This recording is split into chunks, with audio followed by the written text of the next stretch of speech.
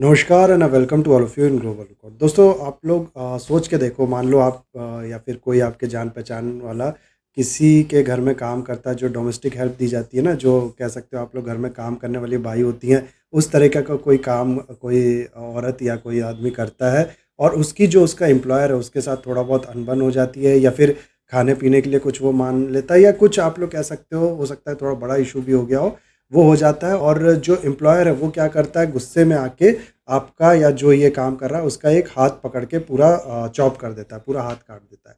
तो ये सोच के ही कितना ज़्यादा इंसेन लग रहा है, कितना ज़्यादा डरावना लग रहा है, कितना ज़्यादा अनएक्सपेक्टेड लग रहा है कि कोई फ़िल्मों-विल्मों की बात है।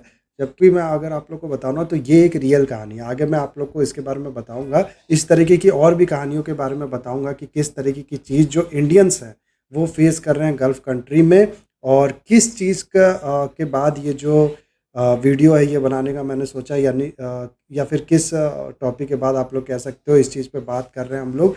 सबसे पहले तो वो मैं आप लोग को बताता हूँ। हाल में आप लोग को पता होगा कि कुवैत में एक बहुत बड़ा इंसिडेंट हुआ है। 50 से ज़्यादा लोग जिसमें मारे जा चुके हैं, और इन 50 में से आप लोग कह सकते हो 45 जो लोग हैं वो सिर्फ़ इंडियन हैं। बाकी 3 फिलीपींस है, ऐसा के हैं, ऐसा बताया जा रहा है, और 2 का अभी आप लोग कह सकते हो कि पता नहीं चला कि कौन सी कंट्री के ये हैं। तो ये जो पूरा इशू है इसके बारे में आप लोग न्यूज़ काफ़ी सुन भी चुके होंगे, 2 दिन पुरानी ये न्यूज़ है। इसके बारे में हम लोग डिस्कस करने वाले हैं, और इस न्यूज़ के बाद अगर आप लोग देखो ना, तो एक मुद्दा जो है वो बहुत ज़्यादा उभर के सामने आ रहा है। काफ़ी ज़्यादा इस पे डिस्कस किया जा रहा है, हालाँकि अभी से इस पे डिस्कस नहीं किया जा रहा है। ये जो डिस्कशन है ये काफ़ी टाइम से हो रहा है, लेकिन डिस्कशन ही होता है, कोई काम इस पे, कोई कॉन्क्रीट स्टेप आज तक हम लोग को देखने को इस पे नहीं मिला है। कौन-सा मुद्दा किसकी मैं बात कर रहा हूँ ये मैं आप लोग को बता दूँ। दरअसल अगर आप लोग देखो ना, तो हर साल इंडिया से लाखों की तादाद में आप लोग कह सकते हो जो वर्कर्स हैं वो काम करने जाते हैं गल्फ़ नेशन में।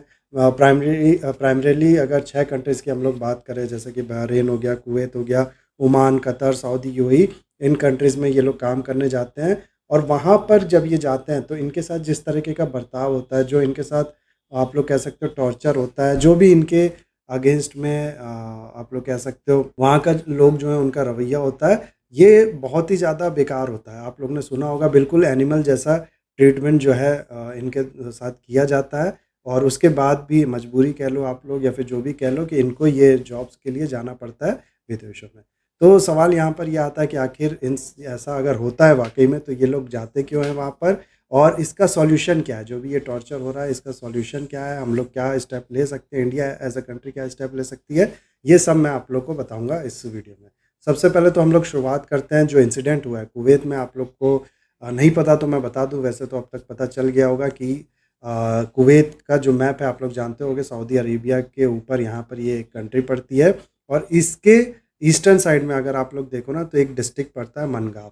इस मनगाँव डिस्ट्रिक्ट में एक 6 स्टोरी बिल्डिंग थी, और जिसमें 200 से ज़्यादा वर्कर्स की रहने की जगह जो थी वो थी। 200 वर्कर्स के लिए ये बिल्डिंग जो है ये अलॉट की गई थी। जो वर्कर्स थे यहाँ पर रहते थे, उनका रेजिडेंशियल एरिया था। और ये जो नंबर्स है ना, यही अगर आप इस पे थोड़ा गौर फरमाओ, तो आप लोग को जो कंडीशन है वहाँ पर काम करने वाले लोगों की, वो समझ में आ गया होगा।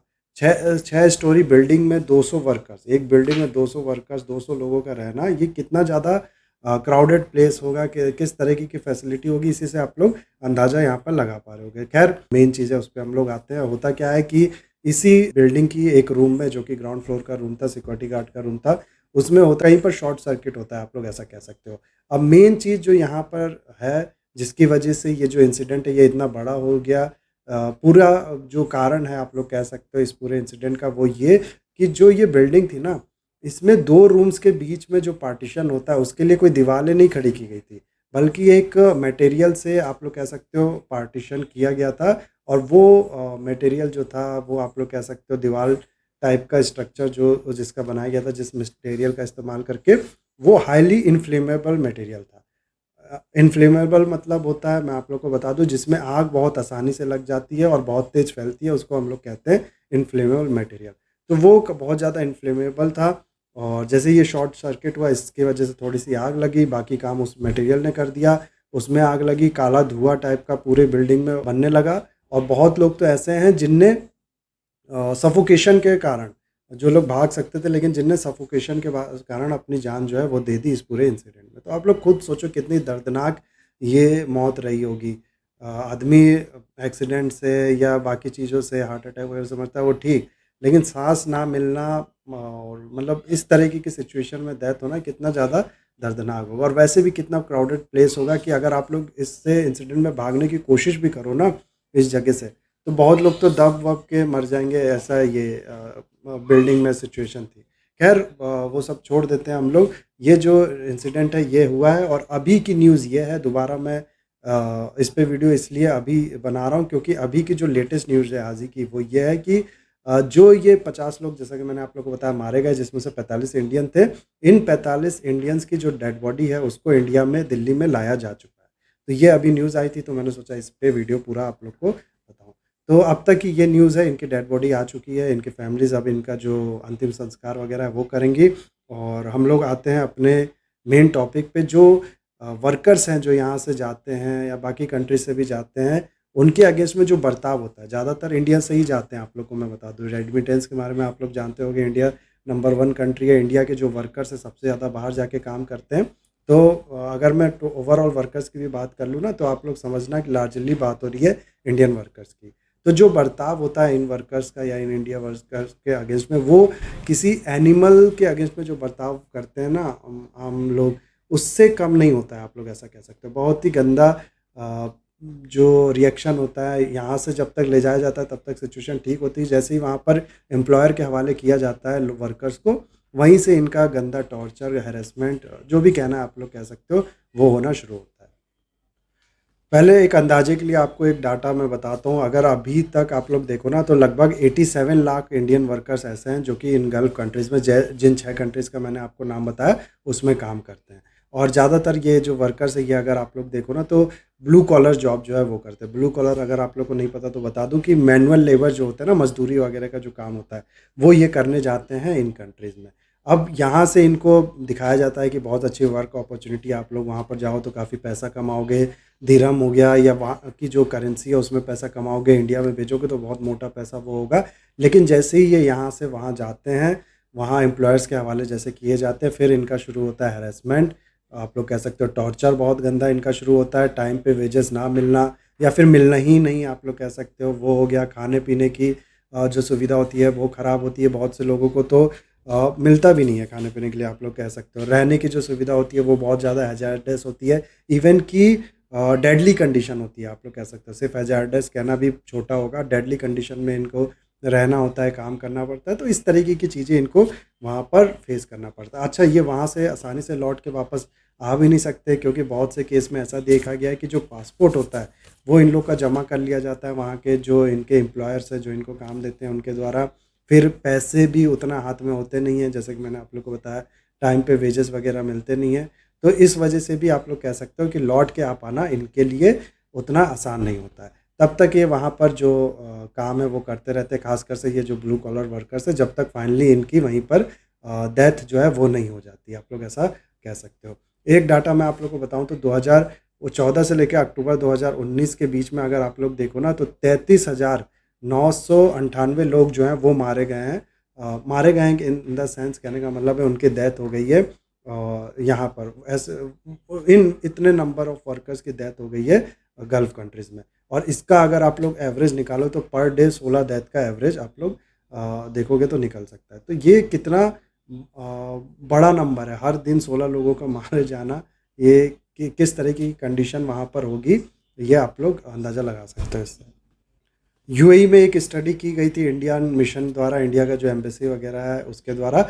उसमें निकल के ये सामने आया था कि 2019 में 59% जो इंडियन वर्कर्स की डेथ हुई है यूएई में, वो हुई है कार्डियक अरेस्ट की वजह से। अब आप लोग खुद सोच के देखो, जो भी आदमी जाता है बाहर पैसा कमाने, क्या वो 50 60 70 साल का होता है? नहीं। ज़्यादातर ये जो डेथ हुई थी ना 59% जो मैंने आप लोग को बताया कार्डियक अरेस्ट की वजह से, इसमें 20 30 या फिर 40 आप लोग कह लो, इस एज ग्रुप के लोग थे। तो इस एज ग्रुप में कार्डियक अरेस्ट होना, सब जानते हैं उतना कॉमन तो है नहीं। तो इससे अंदाज़ा लगाया जा सकता है कि कितना ज़्यादा स्ट्रेसफुल कंडीशन होगी, कितना ज़्यादा टफ सिचुएशन होगी, कितना ज़्यादा टॉर्चर इन लोग को फेस करना पड़ रहा होगा कि 20 साल के लोगों को, 30 साल के लोगों को कार्डियक अरेस्ट जो है वो आ जा रहा है यूएई में। और ये सिर्फ यूएई का डाटा है। इसी तरीके से बाकी कंट्रीज़ का भी अगर आप लोग देखो ना, तो उसमें भी यही सिचुएशन है। और ऐसा नहीं है कि इसके बारे में हमारी जो गवर्नमेंट है वो अज्ञान है, उसको कंप्लेन इसके बारे में नहीं मिलती है। लगातार इंडिया की जो गवर्नमेंट है उसके पास इस तरीके की कंप्लेन आती रहती है। आप लोग को मैं एक और डाटा बताता हूँ, तो 2019 से लेकर जून 2023 के बीच में 48,095 कंप्लेंट्स जो है वो इंडिया की फॉरेन मिनिस्ट्री जो है उसको मिला है इन 6 कंट्रीज़ से। तो नंबर्स आप लोग खुद देख सकते हो, नंबर से बहुत ज़्यादा चीज़ें अंदाज़ा लगाया जा सकता है। एक चीज़ मैं आपको गैस करने के लिए अगर आप बोलूँ, तो आप खुद कोशिश करना इसका अंदाज़ा लगाना कि सबसे ज़्यादा ये जो कंप्लेन है ये किस कंट्री से आई होगी। मैं बताता हूँ आपको जवाब। सबसे ज़्यादा ये जो कंप्लेन है ये आई है कुवैत से, और जहाँ से ये पूरा इंसिडेंट हुआ है, जिसमें 50 लोग की डेथ हुई है। और उसके बाद दूसरे नंबर पे आप लोग को मिलेगा सऊदी अरेबिया। और कुवैत और सऊदी अरेबिया का जो नंबर है इसमें बहुत ज़्यादा अंतर है। आप लोग देख सकते हो लगभग कुवैत से 20,000 कंप्लेन अगर आती है, तो जो सऊदी अरेबिया उससे 9,000 10,000 इस तरीके की कंप्लेन आती है। आप भी एक और चीज़ के बारे में आप लोग को बताऊं, तो आप लोग को पता होगा कि कतर में 2022 में फीफा वर्ल्ड कप ऑर्गेनाइज़ किया था कतर ने। आप लोग जानते होंगे, इसको ज़्यादा पुरानी बात नहीं है, अभी 1-2 साल पुरानी बात है। और इसके लिए काफ़ी साल से कंस्ट्रक्शन वगैरह जो है वो कतर में चल रहा था, हम सब जानते हैं इसके बारे में। नाउ ये जो कंस्ट्रक्शन था ना, इसके लिए बहुत से इंडियन वर्कर्स गए थे यहाँ पर काम करने। और बहुत सा आप लोग कह सकते हो कंट्री से वर्कर्स गए थे, लेकिन ज़्यादातर इंडियंस थे। और इसमें अभी अगर आप लोग नेट पे देखो ना, तो बहुत सी रिपोर्ट इस तरीके की हैं सामने, आप लोग को बड़े आसानी से मिल जाएगा कि जो वर्कर्स थे उनके अगेंस्ट में बहुत ज़्यादा उनका टॉर्चर, हैरेसमेंट, बहुत ज़्यादा इनह्यूमन, आप लोग कह सकते हैं अनह्यूमन जो कंडीशन है उसमें इनसे काम कराया गया। तो इस पे भी फीफा वर्ल्ड कप ऑर्गेनाइज किया गया, उस पे भी ये जो चीज़ें ये सबके सामने है। तो ये सब चीज़ जो है ना, ये जो सिचुएशन जो इंडियन वर्कर्स या फिर ओवरऑल वर्कर जो फेस करते हैं, खासकर इंडियन वर्कर्स ही इन गल्फ कंट्रीज़ में, ये ऐसा नहीं है कि किसी को पता नहीं है, पूरी वर्ल्ड जो है वो इसके बारे में जानता है। एक वुमेन का मैं अगर आप लोग को किस्सा बताऊं, 2017 की आई थिंक ये न्यूज़ है, एग्जैक्ट मेरे को नहीं याद, कि इसको अच्छी जॉब अपॉर्चुनिटी दिखा के भेजा गया था सऊदी अरेबिया में कि वहाँ काफ़ी ज़्यादा पैसा कमाने को मिलेगा, इस तरीके की बातें की गई थी।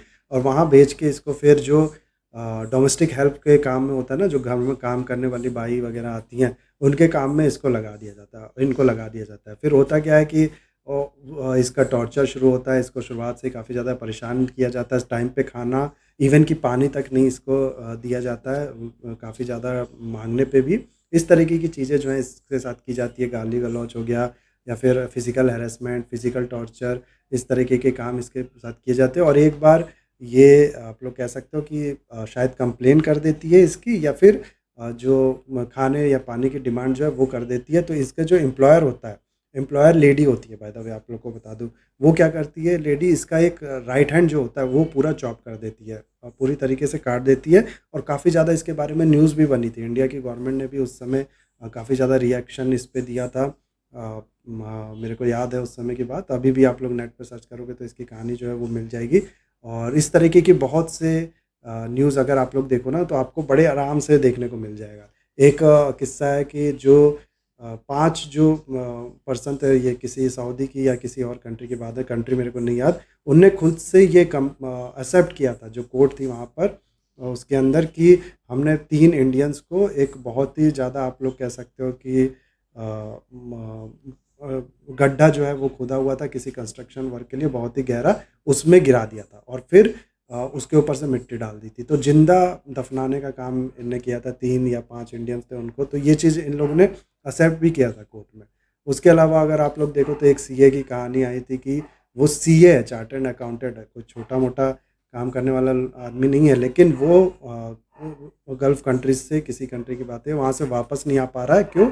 क्योंकि उसका जो एम्प्लॉयर है जिसके लिए वो काम करता है, उसने एग्ज़िट वीज़ा देने से मना कर दिया। एक डॉक्टर की कहानी थी कि वो किसी शेख के यहाँ किसी फैमिली फंक्शन में किसी पार्टी में जाता है, और मेंस के लिए और वुमेन्स के लिए अलग-अलग गेट होते हैं, तो वो मेंस गेट से एंटर करता है और वुमेन गेट से उसकी वाइफ़ एंटर करती है। तो वो तो आगे बढ़ता है, इंतज़ार करता है मेन गेट पे, लेकिन उसकी वाइफ़ वहीं से गायब हो जाती है, पता नहीं कहाँ चली जाती है, अभी तक उसके बारे में नहीं पता चला। तो इस तरीके की न्यूज़ आती रहती है, बहुत सी न्यूज़ आप लोग ने इस तरीके की देखी होगी कि इंडियन वुमेन्स जो है इनको भेजा जाता है अच्छी अपॉर्चुनिटी दिखा के फिर वहाँ पर सेक्स स्लेव जो है वो बना दिया जाता है, इनको बेच-वेच दिया जाता है। तो इस तरीके की न्यूज़ आती रहती है और ये चीज़ बहुत टाइम से हो रहा है। जैसे कि मैंने आप लोगों को बताया, कंप्लेंट्स आती रहती हैं इसकी, लगातार न्यूज़ में चीज़ें आती रहती हैं और कोई ख़ास स्टेप अगर आप लोग देखो ना, तो वो अभी तक तो देखने को नहीं मिला है। और ये वो जो न्यू कहानी मैंने आप लोग को बताई, जिसमें आप लोग कह सकते हो कि ये तो चलो ब्लेटेंट फ्रॉड है, इसमें कुछ हम लोग नहीं कह सकते ये तो स्कैम है, ये फ्रॉड है, ये अलग चीज़ है। लेकिन आपको मैं अगर आप बताऊँ ना, तो जो लोग हैं जो सही में काम करने जाते हैं, जिनको वहाँ नौकरी मिलती है, उनकी भी कंडीशन अगर आप लोग देखो तो बहुत ही ज़्यादा दयनीय है, बहुत ही ज़्यादा। एक तरीके से आप लोग कह सकते हो, जो कसाई के यहाँ मुर्गे जैसे पिंजरे में नहीं रखे जाते, वही हाल है उनका। हालाँकि उनके रूम्स बड़े हैं, उनके पिंजरे आप लोग कह सकते हो बड़े हैं, लेकिन वो वैसे ही रखे गए हैं, वैसे ही ट्रीट किए जा सकते हैं। वो अलग कंडीशन है इंडियन वर्कर्स का इन कंट्रीज़ में। यहाँ पर फिर सवाल आता है, तो क्यों फिर इंडिया से इतने वर्कर्स यहाँ पर जाते हैं, और दोनों कंट्रीज़ की, जो जिस कंट्री में ये जाते हैं या फिर इंडिया की जो गवर्नमेंट है वो कोई इस पे एक्शन नहीं लेती, या फिर आखिर किस तरीके के एक्शन हम लोग ले सकते हैं, क्या किया जा सकता है? ये कुछ सवाल हो सकता है आपके मन में आता होगा, और इसका जवाब मैं दूँगा आपको, और उसी के साथ वीडियो ये ख़त्म करूँगा। तो सबसे पहले तो देखो, इंडिया में जॉब्स की कमी हम सब जानते हैं, और जो ये गल्फ़ कंट्रीज़ हैं, यहाँ पर काम चलता है, कंस्ट्रक्शन वगैरह का काम चलता है, इनको डिमांड्स होती है वर्कर्स की, तो सिंपल डिमांड और सप्लाई वाला फ़ॉर्मूला यहाँ पर है। ये कुछ सिंपल कॉन्सेप्ट है, इसमें कुछ भी समझाने की ज़रूरत नहीं है। प्लस आप लोग कह सकते हो कि अच्छा अपॉर्चुनिटी यहाँ पर मिलता है, बहुत से इंस्पायरिंग स्टोरीज़ जो है वो भी हैं इंडिया से। वर्कर्स वर्कर्स कह लो आप लोग, या फिर जो भी गल्फ़ कंट्री में गए हैं, उनने काफ़ी ज़्यादा नाम कमाया। जैसे कि लुलु मॉल मेरे घर के पास ही है। उसके जो ओनर है यूसुफ़ अली, उनकी एक सक्सेस स्टोरी है, जिसको देख के भी लोग काफ़ी ज़्यादा इंस्पायर होते हैं। और जॉब्स की कमी है, और कौन ये सोचता है कि हमारे साथ गलत काम हो ही जाएगा, हमारे साथ फ्रॉड हो ही जाएगा। तो इसलिए आप लोग कह सकते हो कि लोग जो हैं वो लालच में अच्छा पैसा कमाने के लिए यहाँ पर जाते हैं। नाउ अब गवर्नमेंट क्या कर रही है, तो देखो इन कंट्रीज़ की तो गवर्नमेंट के बारे में मैं कहूँगा कि कोई ख़ास स्टेप यहाँ से लिया नहीं गया है, कुछ भी इस तरीके का हम लोग नहीं कह सकते। हाँ, अभी लास्ट के कुछ सालों में अगर आप लोग देखो ना, तो कुछ कंट्रीज़ हैं जिनने अपनी लेबर मिनिस्ट्री बनाई है, जिनके अंदर थोड़ा बहुत जागरूकता, थोड़ा बहुत स्टेप जो है वो लिया जा रहा है। लेकिन बिल्कुल वो आप लोग कह सकते हो उसका कोई भी फ़ायदा नहीं है, वो ना के बराबर ही, आप लोग ऐसा कह सकते हो। सबसे इम्पोर्टेंट चीज़ आप लोग को मैं बताऊँ ना, तो ये जो कंट्री है, ये जो गल्फ़ कंट्री है, इनके अंदर एक सिस्टम काम करता है जिसका नाम है कफ़ाला। कफ़ाला सिस्टम में क्या होता है, जो स्टेट होता है वो एक प्राइवेट कंपनी को कॉन्ट्रैक्ट दे देता है या राइट दे देता है, आप लोग ऐसा कह सकते हो, कि आप विदेशी वर्कर जो है उनको यहाँ पर काम कराने के लिए लेके आओ, सारी आपकी ज़िम्मेदारी होगी, यहाँ पर उनको काम दिया जाएगा। और ये जो प्राइवेट कंपनीज़ होती हैं, इनकी रिस्पॉन्सिबिलिटी होती है उन वर्कर्स के रहने का और ट्रैवल का एक्सपेंस, इस तरीके के जो एक्सपेंस होते हैं वो ये कंपनी उठाती है। अब क्योंकि प्राइवेट कंपनी इन्वॉल्व है, तो प्राइवेट जो कंपनीज़ होती है उनका सिर्फ एक मकसद होता है, अच्छा प्रॉफिट, और उसके लिए वो आप लोग कह सकते हो मेन उसी के लिए काम करती हैं। तो इसी वजह से इन ये जो सिचुएशन है, इसमें बहुत बड़ा रोल है इस सिस्टम का, आप लोग ऐसा कह सकते हो, क्योंकि प्राइवेट कंपनी इन्वॉल्व है, तो वो अपने लालच में जिस तरीके से प्रॉफिट कमा सकती है कमाती है, काफ़ी बार झूठ बोल के लाती है, जो भी कर सकती है वो करती है। तो ये पूरी चीज़ है, आप लोग ऐसा कह सकते हो। उसके बाद अगर आप लोग देखो ना, तो एक इंडिया के पॉइंट ऑफ व्यू से इसको देखें हम लोग, तो होता क्या है ना कि देखो, इंडिया में जैसे कि मैंने आप लोग को बताया जॉब्स की कमी है ना? और दूसरा अगर आप लोग देखो, तो रेमिटेंस जो है, रेमिटेंस होता है कि बाहर अगर आप काम करने जाते हो, तो आप अपने घर वालों को जो पैसा भेजते हो उसको रेमिटेंस कहा जाता है। तो रेमिटेंस के मामले में इंडिया बहुत ऊपर है। इंडिया नंबर 1 कंट्री है सबसे ज़्यादा रेमिटेंस रिसीव करने के मामले में, और 1 बिलियन से ज़्यादा हम लोग रेमिटेंस जो है वो रिसीव करते हैं। और इसका अगर आप लोग देखो ना, तो आधा, लगभग आधा जो है वो गल्फ़ कंट्री से आता है।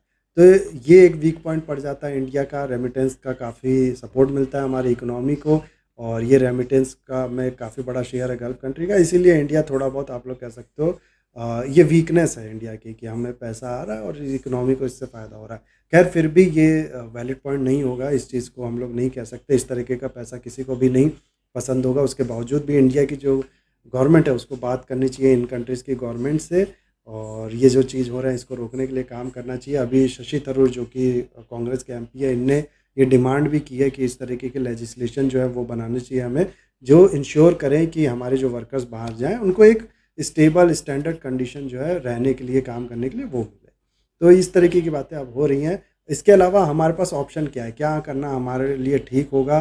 क्या हमें करना चाहिए इस तरीके की चीज़ों से बचने के लिए? हमें एज़ अ कंट्री की मैं बात कर रहा हूँ, इंडिया को करना चाहिए। तो इसमें अगर आप लोग देखो ना, तो 3 मेन काम जो है वो इंडिया कर सकता है। सबसे पहले तो इंडिया की ब्रांड क्रिएट करने की ज़रूरत है। इंडिया एज़ अ ब्रांड दिखाने की ज़रूरत है। दरअसल होता क्या है ना कि अभी भी ये जो गल्फ़ कंट्रीज़ है, चाहे बाकी भी कंट्रीज़ अगर आप लोग देखो, तो इंडिया की जो इमेज है वो बनी हुई है पुअर कंट्री जैसी। गरीब तबके के लोग यहाँ पर रहते हैं, खाने-पीने की दिक्कत है, इस तरीके की इमेज बनी हुई है। इसीलिए अगर आप लोग देखो ना, तो इन कंट्रीज़ में बाकी कंट्रीज़ के कंपेयर में इंडियंस जो लोग होते हैं, उनके अगेंस्ट में ज़्यादा गंदा बर्ताव होता है। बहुत ही ज़्यादा गंदा बर्ताव होता है। कई लोग काम करके आए भी हैं मेरे जान-पहचान में, वो भी बताते हैं। वाक़ई में वो काफ़ी ज़्यादा खराब जो बर्ताव है वो होता है, ख़ासकर से इंडियंस के अगेंस्ट में। तो इंडिया की ब्रांड क्रिएट करने की ज़रूरत है, इंडिया को दिखाने की ज़रूरत है कि अब ये जो नया इंडिया है वो पहले की तरह नहीं है। हमारे पास बड़ी-बड़ी सिटीज़ हैं, बड़े-बड़े आप लोग कह सकते हो कंपनीज़ हैं, बड़े-बड़े इंडस्ट्रीज़ हैं, हमारी इकोनॉमी जो है वो टॉप 5 में आती है। तो इस तरीके की चीज़ें वर्ल्ड को, इन कंट्रीज़ को शो करने की ज़रूरत है। दूसरा, इंडिया को चाहिए कि बाकी जो कंट्रीज़ हैं जैसे हमारी अच्छी बनती है, जहाँ पर इतनी ख़राब रिलेटिवली अगर आप लोग कह सकते हो सिचुएशन इतनी ख़राब नहीं है, ट्रीटमेंट इतना ख़राब नहीं है, उनसे बात करें। जैसे कि इज़राइल एक बहुत इम्पोर्टेंट कंट्री है। इज़राइल ने अब के जो मिनिस्टर है, अभी उन्होंने हाल में इंश्योर भी किया है कि ये जो ट्रीटमेंट है जिस तरीके का गल्फ़ कंट्री में इंडिया को मिल रहा है, उस तरीके का यहाँ पर नहीं मिलेगा। यहाँ सेफ्टी उनकी इंश्योर है। तो इन कंट्रीज़ में ज़्यादा प्रमोट करें, यहाँ जो भी आप लोग कह सकते हो वर्कर्स का एक्सपोर्ट है इस चीज़ को, ये हमारा एक तरीके से स्टेप हो सकता है। तीसरा जो सबसे इम्पोर्टेंट स्टेप है, जिसका कोई अल्टरनेटिव नहीं है, जो जिसके लिए मस्ट है काम करना, वो है इंडिया में जॉब क्रिएट्स करना, इंडिया में अपॉर्चुनिटी क्रिएट करना। इसका कोई भी अल्टरनेटिव हम लोग नहीं ढूँढ के निकाल सकते। जब तक ये नहीं होगा तब तक कोई भी ये जो प्रॉब्लम है इसको सॉल्व नहीं की जा सकती।